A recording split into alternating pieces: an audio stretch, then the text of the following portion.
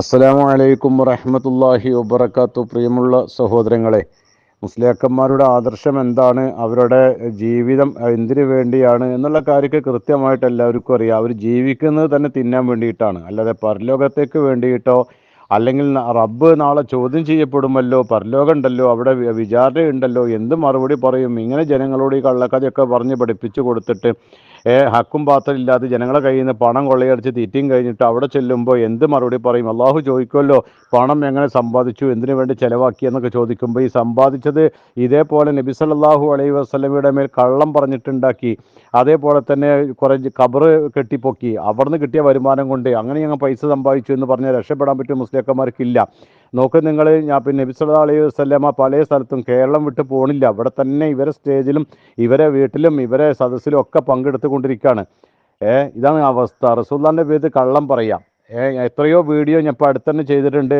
പിന്നെ എടക്കര മുതൽ ഇങ്ങനെ പല നാട്ടിൽ ഇപ്പം ഞാൻ ഇന്നത്തെ വീഡിയോയിൽ ഞാൻ ഒരു പിന്നെ ക്ലിപ്പും കൂടി കാണിച്ചു തരാം. അതിന് ശേഷം ഞാൻ ഒന്ന് രണ്ട് ക്ലിപ്പ് കാണിച്ചൊരു വീഡിയോ ഇൻഷാ അല്ലാഹ് ഞാൻ ചെയ്യുന്നുണ്ട്. അത് രണ്ടും കൂടി ചെയ്യുള്ളൂ. ഇതൊന്ന് കേട്ട് നോക്ക് നിങ്ങൾ, ആ നബി എവിടെയാണ് എത്തിയത് എന്നൊക്കെ. അപ്പോൾ ഇതാണ് ഇവരുടെ അവസ്ഥ. അത് ആ വീഡിയോ ഒന്ന് കണ്ടു നോക്ക്. ഒറ്റ കാര്യം മനസ്സെല്ലാവരും മതി. നമ്മൾ ചർച്ച, ഞാൻ ചില സ്ഥലത്ത് പ്രസംഗിക്കുമ്പോൾ തങ്ങൾ ഇരിക്കലുണ്ട്. തങ്ങൾ എന്നോട് പറയും, ഈ സദസ്സിൽ അള്ളാഹിന്റെ റസൂലിന്റെ സാന്നിധ്യം ഉണ്ടായിരുന്നു, നിങ്ങൾ അറിഞ്ഞില്ലേന്ന് ചോദിക്കും. അത് എന്നോട് മാത്രമല്ല, ചില പ്രഭാഷകന്മാരോടൊക്കെ തങ്ങൾ അങ്ങനെ ചില രഹസ്യം പറഞ്ഞൊക്കെ ഞാൻ അറിഞ്ഞിട്ട്.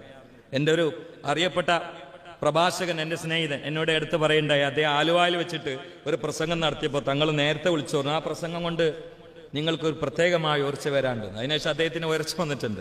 എൻ്റെ ഒന്ന് രണ്ട് സാഹസിൽ തങ്ങൾ നീച്ചു പോവാതെ കണ്ണിലൊക്കെ വെള്ളം നിറച്ചിങ്ങനെ ഇരിക്കുന്നുണ്ട്. അവരെ നാട്ടിൽ പരപ്പനങ്ങാടിയിൽ, അതുപോലെ വേറെ രണ്ട് മൂന്ന് സ്ഥലത്തൊക്കെ.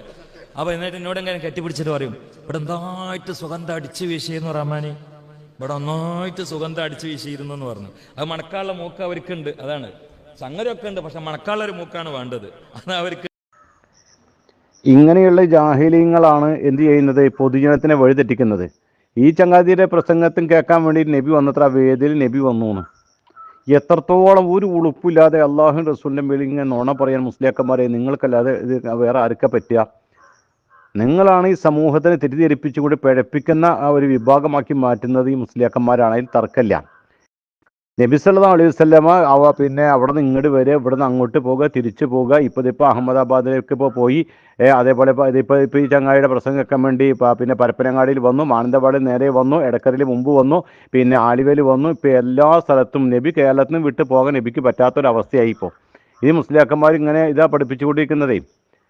പിന്നെ ഇപ്പോൾ എന്തിനാ ഇനിയിപ്പോൾ അങ്ങോട്ടൊക്കെ പോകണം? അതായത് മദീനയിലേക്കും മക്കത്തേക്കൊന്നും പോകേണ്ട കാര്യമില്ല. ഇനി ക്രമേണ ഇങ്ങനെ ഇവിടെ തന്നെയൊക്കെ വരും എല്ലാ സാധനങ്ങളൊക്കെ.